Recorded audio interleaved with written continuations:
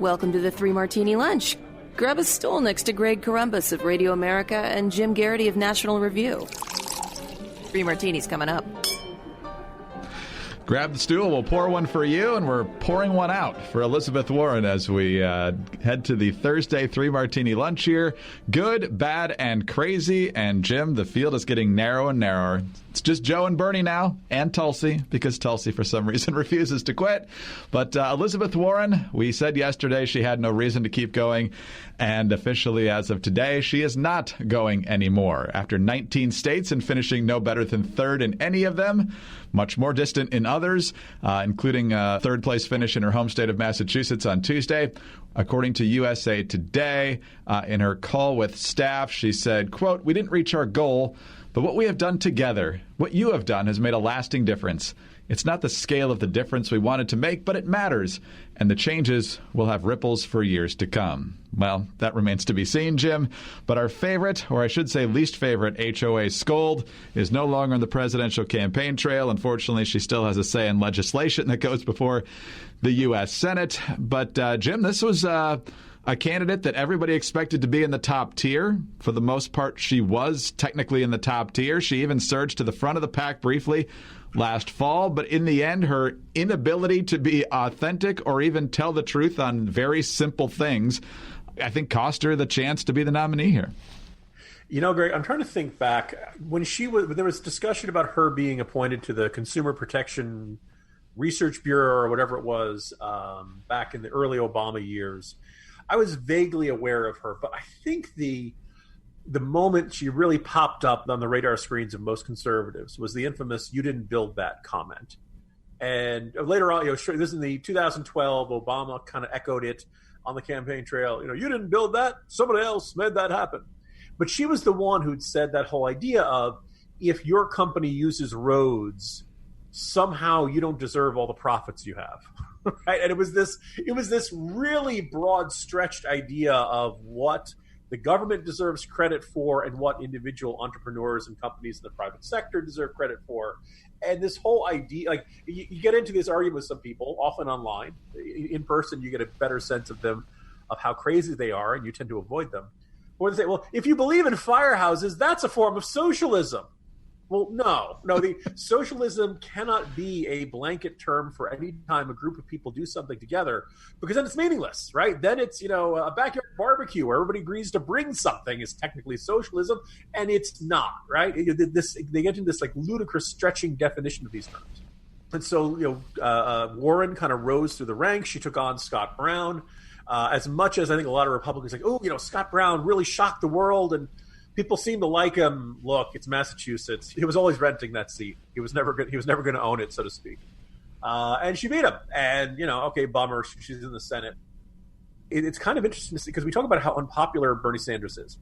There were people in the Obama administration who were not huge fans of Elizabeth Warren. I realize Tim Geithner is now the walking embodiment of crony capitalism and everything that the folks on the left hate, but he was good enough for Obama, and his attitude is that she was a shrill harpy who really never had any solutions, who always loved to complain from the sidelines. But clearly, she had figured out how to appeal to a particular demographic in the Democratic Party that is clearly very vocal in the media. Clearly, very much the older, professional, semi-technocratic human resource department administrator, or as you put it, as you just nailed it, Greg, with that comparison of the homeowners association president. These people who are kind of busybody, micromanaging, believe everybody's business is their business. And there's a clearly group of people out there who look at Elizabeth Warren and said, yes, she is me. I am exactly like that. And I want a president who's just like that. The problem is there were just lots and lots of people who didn't want that. Elizabeth Warren's entire persona and style and worldview and the million and one plans, they were all perfectly calibrated to appeal to folks like the New York Times editorial board. Unfortunately, the New York Times editorial board does not select the president. And it's full of a whole bunch of other people who looked at Elizabeth Warren and either liked her but didn't want to vote for her, or maybe didn't like her at all, found her kind of annoying. I think it's very revealing that she not only finished third in Massachusetts, which is really, really bad. Also, I went up and I checked. 1/3 of women in Massachusetts voted for her. Now, this morning, I'm still seeing a sexism held her back. Wait a minute. Whoa. When 2/3 of women won't vote for you, that's an indication that it wasn't just big, mean, patriarchal men holding you back. Clearly, women did not want you to be the next president. I think a good chunk of this goes back to the Native American stuff. I think it looked shady and like she had benefited from a system that was designed to help genuine minorities. And I think she had her claim that Harvard never knew that they were touting her as a woman of color just does not make sense. I don't believe that in the slightest. Her explanations always seemed shifty and unreliable and untrustworthy. She was actually just always a bad candidate. There were a lot of people who wanted to persuade themselves otherwise, and they really didn't want to believe that she could be a bad candidate because she reminded them of themselves. And they want to believe that they're extremely likable people. We all want to be liked. And so when you hear that this person who reminds you of you isn't well liked, Greg, it just sets off an enormous amount of anger. And I don't know about you, but I plan on spending the rest of the day just, poking at that balloon all day long. No, there's no doubt that once she started to fade after the fall, that the media was doing their very, very best to convince everyone that she was still very much in the thick of things and that, sexism and other issues were the reason she couldn't get ahead. And in the end, Elizabeth Warren had a plan for everything except how to actually get votes. And that didn't ultimately work out too well for her. But Jim, she might have been the most important candidate in this race for Joe Biden because not only did she completely take out Mike Bloomberg at the Nevada debate and to some extent even again in South Carolina, but by hanging in an extra couple of days, you got to think she dented Bernie Sanders in as many as 4 states, including Texas, where Biden ends up the big winner. And ultimately, that puts Biden in the driver's seat. So, Elizabeth Warren, you didn't win, but you might be the Chris Christie of this race in taking out a couple of people that might have otherwise done better. Yeah, and we should not, the possibility of her being a, Treasury Secretary or some other position in a Biden administration is not outside the realm of possibility here. So we should not, believe this is the end of Elizabeth Warren in American politics. You're right. I guess we can give a little bit of credit. I mean, Elizabeth Warren very rarely had bad debates, separate from whether or not, you or I liked her or the folks who, most of the folks who listen to this podcast.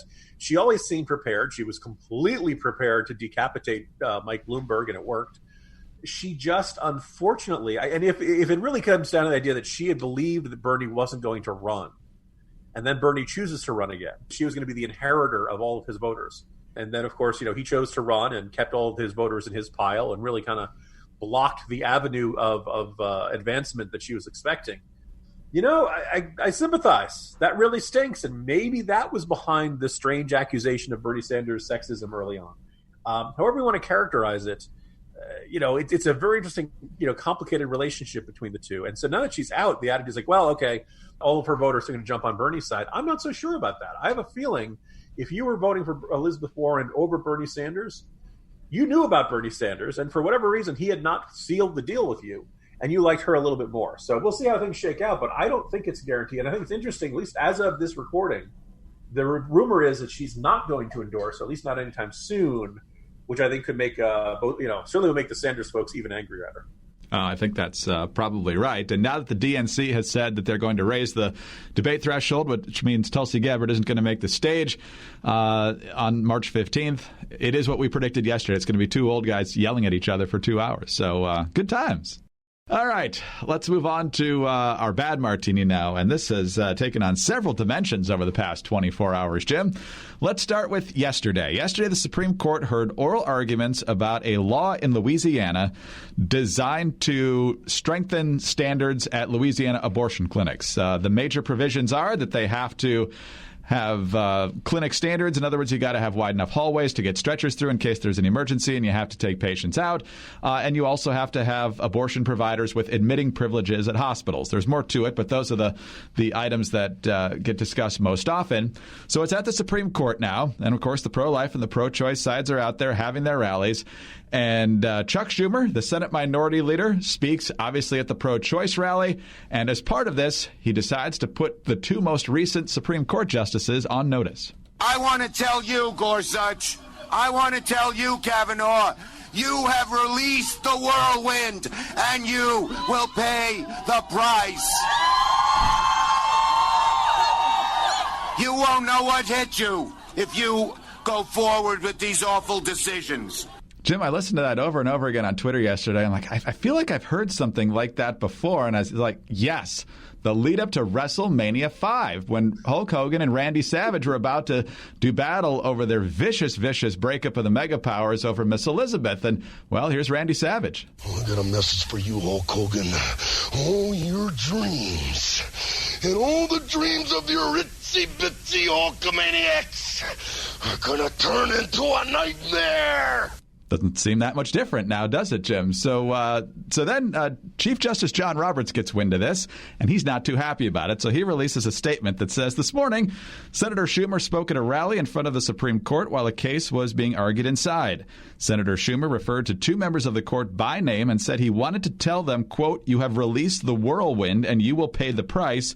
You will not know what hit you if you go forward with these awful decisions. Justices know that criticism comes with the territory, but threatening statements of this sort from the highest levels of government are not only inappropriate, they are dangerous. All members of the court will continue to do their job without fear or favor from whatever quarter." So instead of being chastened by that, Chuck Schumer responds with saying that the political price was really meant for Senate Republicans who put those justices on the court.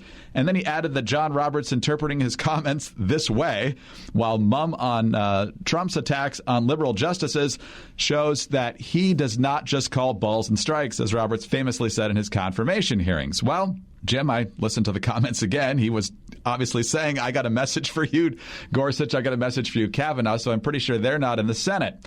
So now this morning, Mitch McConnell goes out, as only Mitch McConnell can, and says this. So I would suggest that my Democratic colleagues spend less time trying to threaten impartial judges and more time coming up with ideas that are actually constitutional. So then Schumer goes to the floor, talks passionately about how he defends a woman's right to choose, and then he says, "I'm from Brooklyn. We speak in strong language. I shouldn't have used the words I did, but in no way was I making a threat. I never would do such a thing," and Leader McConnell knows that. And, of course, he accused the Republicans of manufacturing outrage over the comments, Jim, because as we always know, it's never a Democratic problem. It's the Republican pouncing. That's the real problem. What do you make of this whole saga? First of all, Greg, I'm really glad you played and you sought out that WrestleMania quote, because we're used to, remember how all the times, I remember I'm also mixing up a bit of Chuck Schumer and Tom Daschle, but there was this tone of reproach, this tone of criticism that a Senate leader is supposed to do in opposition to a president of the other party. Remember, Tom Daschle was always disappointed. Yes. I'm so disappointed in the president's decision to this, And so Chuck Schumer is always much more, President Trump is wrong to blah, blah, blah, blah, blah, blah. But he was ready to tear off the shirt. This was roid rage from Chuck Schumer. And so what he could have and should have just done is, you know what? I was fired up. I wasn't really thinking about what I was saying. I didn't mean to sound like I was threatening the justices. I don't believe anyone should harm the justices. I believe that this side of the argument is correct and that side of the argument is wrong, and I regret any impression I left that anyone would come after the justices for deciding a certain way. That's all you got to do. We've all done it. We've all lost our cool. We've all lost our temper. I think the American people are actually pretty understanding of things like this, and it's one of the reasons that every time Trump says something outrageous, people don't get that furious about it. One, because they've kind of gotten used to it, and two, they know Trump isn't actually going to drone strike some politician who he disagrees with. With Schumer, I think that's the other thing. They kind of jumped out because as much as, Schumer can be annoying or whining, he's not usually, threatening and enraged and all that kind of stuff. Like I got swept up in the moment and I said something I shouldn't. But he can't do that. And of course, like John Roberts himself rebukes him. And his statement was, well, John Roberts is being misled by the right wing. John Roberts knows darn well what he heard. And, of course, Schumer had to go out and say, well, he was talking to the Republican senators. No, he wasn't. Right? He begins with, you listen here, Justices Gorsuch, then Justice Kavanaugh. There's no doubt about who he's talking to. But that's what it is. Like we now have this. If we're going to have this whole argument of how Trump is terrible because he destroys our norms. And by the way, Trump does say a lot of things we're not used to hearing a president say. He does get furious and fume and go on Twitter tirades and tantrum. Look, this is all very bad. But if you want to, say the country shouldn't do this and shouldn't accept this, Democrats, don't emulate him. Don't say, well, okay, we're all going to do this and this is the new standard. If you want there to be a higher standard, demonstrate that higher standard. But Chuck Schumer doesn't want to do that, and of course he's got to say, "Oh no, all of you misheard me. Who are you going to believe, me or your lying ears?" Amazing. And all over a law that doesn't actually restrict abortion, but makes sure that women, if an abortion goes horrifically wrong for the mother, can get to the hospital. It's just weird that that's the issue that got Chuck Schumer all enraged in the first place. Let's go to coronavirus here for our crazy martini. Sports Illustrated has a new statement from an organization I've never heard of before, Jim. It's called the National College Players Association. They're worried about coronavirus, as it is now March, and we know that the madness will soon be upon us in terms of college basketball. Well, here is the message from the NCPA, as it's called. In the wake of the emerging coronavirus pandemic, the NCAA and its colleges should take precautions to protect athletes. They should also make public which actions will be taken and when. Precautions should include canceling all auxiliary events that put players in contact with crowds, such as meet and greets and press events. Athletic programs should also take every possible measure to sanitize buses and airplanes used to transport players. In regard to the NCAA's March Madness tournament and other athletic events, there should be a serious discussion about holding competitions without an audience present. Jim, the thing that makes it March Madness is, in addition to the unpredictability of the tournament and upsets happening and that sort of thing, which is always fun, it's the madness of the fans, the atmosphere in the arena. Obviously, coronavirus is a concern, but the idea of watching this tournament play out with the ball just echoing as players dribble it off the floor sucks the joy out of it, and it certainly doesn't seem like it's warranted, certainly at this stage of the coronavirus concern. It is as if we're going to take away Dick Vitale and replace him with Jim Nantz doing golf. Hello, everyone. Welcome to the 2020 NCAA Men's Basketball Tournament, otherwise known as March Sanity. He's going to the foul line to take a foul shot, and he sinks the first one. Dribbles a bit to see if he has the next one. Oh, and he misses. NC State takes the rebound. Look, I suppose this is not out of the realm of possibility. It seems like an extreme movement here. You'd hate to think that the entire country would just have to kind of grind to a halt of all kinds of activities. I mean, we already saw the new Bond film, No Time to Die, is being pushed back to November. Under basically the film's title is The Philosophy. This is no time to die, either physically or at the box office, because nobody wants to come to the movies. Boy, you thought Netflix was popular before. Bad enough the floors are sticky and the teenagers keep talking and the candy's overpriced and all that kind of stuff.